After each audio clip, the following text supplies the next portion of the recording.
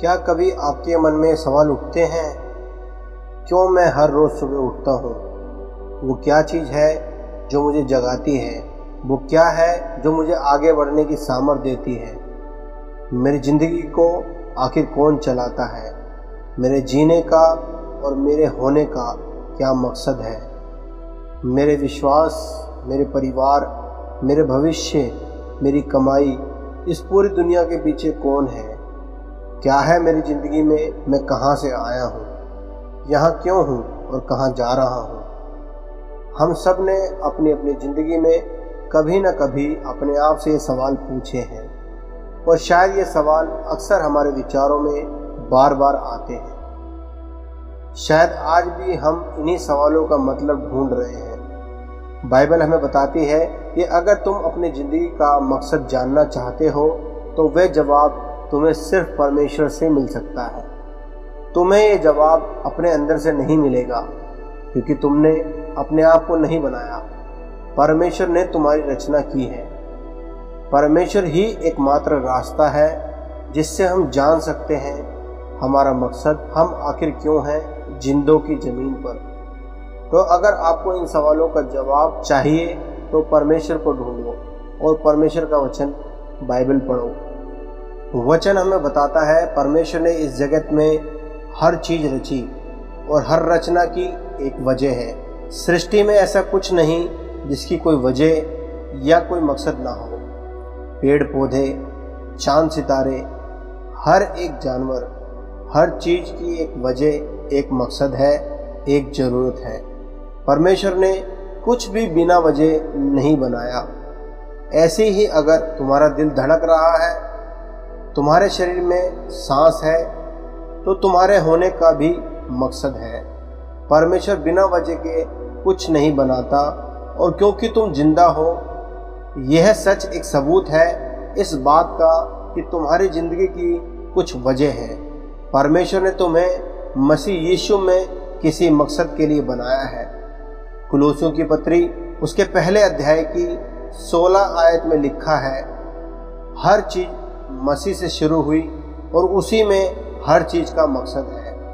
हम इस आयत से सीखते हैं कि मसीह में होकर हमें अपने आप के होने का पता चलता है, अपनी ज़िंदगी का मकसद मिलता है।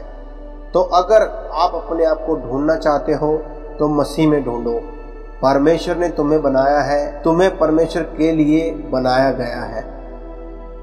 जब तक ये बात हम समझ नहीं लेते तब तक ये ज़िंदगी हमें समझ नहीं आएगी। शायद पूरी ज़िंदगी निकल जाए यही सोचते सोचते कि आखिर हम क्यों हैं इस धरती पर। हमारी शुरुआत परमेश्वर से है।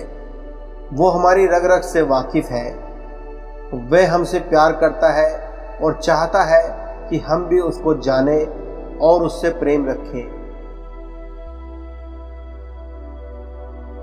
होशे की पुस्तक उसके 6 अध्याय की 6 आयत में परमेश्वर यूँ कहता है, मुझे तुम्हारे दान और बलिदानों की ज़रूरत नहीं, मुझे चाहिए तो बस तुम्हारा प्रेम।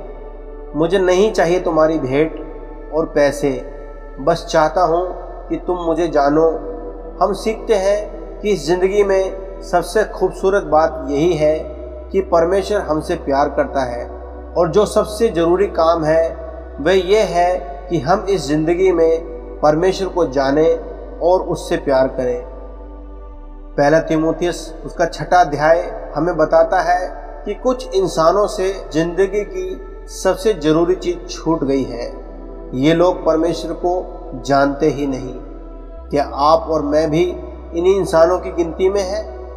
क्या मैं और आप नहीं जानते सच्चे परमेश्वर को? आप कहेंगे, मैं तो परमेश्वर को जानता हूँ। अगर आप परमेश्वर की सामर्थ और उसके प्यार को सच में जानते हैं तो आपके दिल में चिंता क्यों है?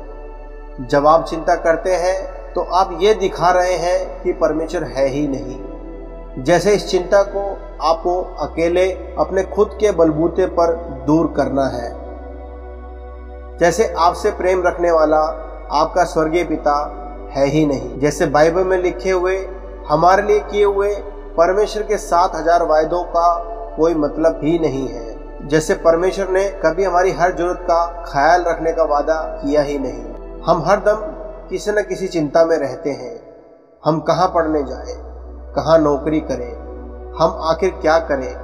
हकीकत यह है कि हम आज क्या हैं और क्या कर रहे हैं से ज़्यादा हम क्या बन सकते हैं, परमेश्वर इस बात में रुचि रखता है। क्योंकि हकीकत यही है कि हमारे साथ इस ज़िंदगी के बाद जब हम परमेश्वर के सामने खड़े होंगे तो साथ में ना तो अपनी नौकरी होगी, ना अपनी गाड़ी और ना ही अपना रुपया पैसा, ना हमारे साथ खड़ी होगी हमारी तरक्की और ना ही ऐशो आराम का सामान जो हमने बटोरा है। हम जब परमेश्वर के सामने खड़े होंगे तो सिर्फ यही देखा जाएगा कि हमने किस तरह की ज़िंदगी जी, हम किस तरह के इंसान बने।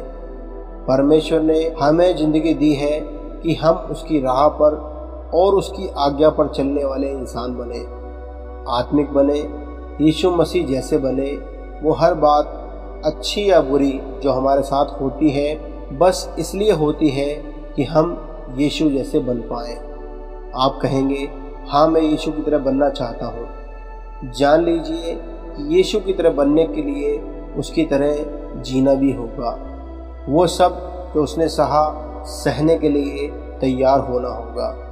हम जानते हैं कि यीशु ने कई मुश्किलों को सहा। उसने अपने आप को कई बार अकेला पाया, कई बार उसके अपने लोगों ने उसे नहीं समझा, कई बार अपने ही लोगों ने उसके दिल को तोड़ा। उसे भी आजमाया गया, पीटा गया, मारा गया। अगर परमेश्वर के पुत्र को ये सब देखना और सहना पड़ा तो हमारा रास्ता भी इससे अलग नहीं होगा। क्योंकि परमेश्वर इस दुनिया में हमारे ऐशो आराम से ज़्यादा हमें हमेशा की ज़िंदगी में देखना चाहता है, हमें अपने साथ स्वर्ग में देखना चाहता है। तो समझ लीजिए कि ये दुनिया हमारे ऐशो आराम की जगह नहीं है। ये ज़िंदगी वह स्कूल है जहां हम मुश्किलों से गुजरकर सीखते हैं यीशु मसीह जैसा बनना। सच यही है कि अगर इस ज़िंदगी में हमें ऐशो आराम मिले तो हम खुद गर्ज, बिगड़े हुए और अमीर बच्चों से ज़्यादा कुछ नहीं बन पाएंगे। परमेश्वर की मर्ज़ी पर चलकर ही आपको और मुझे ज़िंदगी का मकसद, खुशी और शांति सब कुछ मिलेगा। परमेश्वर आपकी ज़िंदगी के हर गम को जानता है। उसे पता है आपके डर और चिंताओं के बारे में, आपके अंदर चल रहे हर ख्याल, हर तूफान के बारे में उसे पता है। वो हर चिंता, वो हर डर, वो हर दुख जो आप किसी को कह नहीं पाए, परमेश्वर पहले से ही जानता है। वह आपके बारे में हर बात जानता है। ऐसा कुछ नहीं जो उसे पता ना हो। वो आपसे प्रेम करता है। आपका स्वर्गीय पिता आपका ख्याल रखता है। परमेश्वर कहता है, तेरे पैदा होने से पहले तेरी माँ के गर्भ से ही तुझको जानता हूँ। तुम मेरे हाथों में सुरक्षित हो। मैंने तुम्हारी भलाई के लिए पहले से ही सोच रखा है। परमेश्वर ने हमारे लिए बड़ी योजनाएं, बड़े बड़े वायदे रखे हैं, पर हम कई बार इनको मान नहीं पाते, यकीन नहीं कर पाते, क्योंकि हमें लगता है कि हम कुछ नहीं हैं, हमारी कोई योग्यता नहीं, कोई रुतबा नहीं। बाइबल हमें बताती है कि हम अकेले नहीं हैं जिन्होंने ऐसा सोचा। जब परमेश्वर ने मूसा को चुना, उसने यह कहकर मना करने की कोशिश की कि मैं लोगों के सामने अच्छे से बोल नहीं पाता। जब सारा को खुदा ने बेटे का वायदा दिया तो उसने कहा, मेरी अब उम्र निकल गई। जब यिर्मयाह को खुदा ने अपने संदेश ले जाने को कहा तो उसने कहा, मैं अभी उम्र में बहुत छोटा हूँ। जब गिदोन को परमेश्वर ने जंग के लिए भेजना चाहा तो उसने कहा कि मैं अपने पिता के घराने में सबसे छोटा हूँ। जब शमूएल ने शाऊल को राजा बनने के लिए अभिषेक किया तो उसने कहा उसकी जाति इज़राइल में सबसे छोटी है। ऐसे ही शमूएल ने दाऊद का अभिषेक करना चाहा तो उसके पिता यिशै ने कहा कि ये तो मेरे सभी बेटों में से सबसे छोटा है। मरियम को भी जब ये वायदा पहुंचा कि वो मसीह को जन्म देगी तो उसने भी यही कहा, मैं तो अभी कुंवारी हूँ। इन लोगों की तरह हम भी अपने आप को कम समझते हैं, पर परमेश्वर हम में वो देखता है जो हम अपने आप में नहीं देख सकते। वो ये नहीं देखता कि हम आज क्या हैं, पर ये कि हम क्या बन सकते हैं। और इसलिए मैं आपसे कहना चाहता हूँ कि परमेश्वर से ज़्यादा, यीशु मसीह से ज़्यादा कोई भी आपसे प्यार नहीं कर सकता। तो अपनी ज़िंदगी को इतना प्यार करने वाले परमेश्वर से दूर मत बिताओ। वो जिसने आपके और मेरे पापों को अपने ऊपर लिया, हमारे बदले अपनी जान कुर्बान कर दी, उसको जानो, उसकी तरफ कदम बढ़ाओ, उसकी मर्जी पर चलने का फैसला करो और चलो। वो इंसान बनो जिसके लिए परमेश्वर ने तुम्हारी रचना की है। आइए हम प्रार्थना करें। परमेश्वर, हम आपके पास यीशु मसीह के नाम से आते हैं। हम धन्यवाद करते हैं इस ज़िंदगी के लिए और मांगते हैं वो सामर्थ जिससे हम तेरी राहों पर चल पाएँ, आप पर और सिर्फ आप पर विश्वास रख पाएँ और वो इंसान बन पाएँ जिसके लिए आपने हमें बनाया है। यीशु मसीह के नाम से मांगते हैं, आमीन। हम आशा करते हैं इस वीडियो से आपको परमेश्वर की आशीष मिली है। अगर आप चाहते हैं कि हम आपके लिए प्रार्थना करें तो आप अपनी प्रार्थना का विषय नीचे कमेंट बॉक्स में लिख सकते हैं। परमेश्वर आपको अपने प्रेम से भरे और अपनी राहों पर चलाए।